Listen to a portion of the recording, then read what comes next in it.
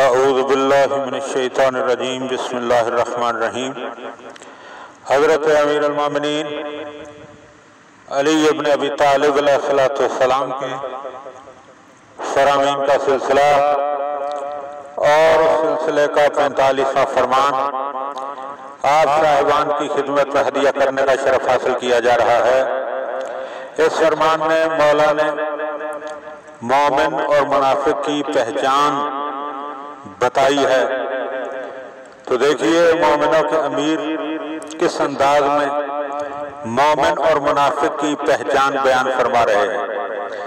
سرکار فرماتے ہیں وقال علیہ السلام لو ضربت خیشوم المومن، کہ اگر میں مومن کی ناک پر ماروں بسیفی ھذا، اپنی اس تلوار کے ذریعے، الا ان یبغضنی، کہ وہ مجھ سے دشمنی کرے، ما ابغضنی، تو یقین کرو وہ مجھ سے دشمنی نہیں کرے گا، مومن کبھی بھی مجھ سے دشمنی نہیں کرے گا۔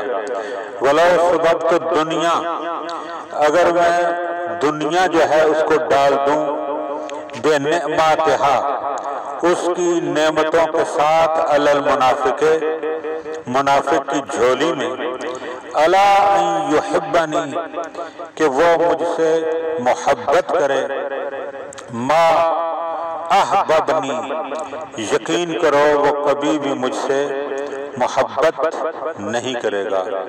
وذالک انہ، اور یہ اس لیے ہے کہ قضیہ ما نقضا علی لسان النبی صلی اللہ علیہ وآلہ وسلم، کیونکہ یہ فیصلہ سرکار دو عالم صلی اللہ علیہ وآلہ وسلم کی زبان مبارک سے جاری ہو چکا ہے۔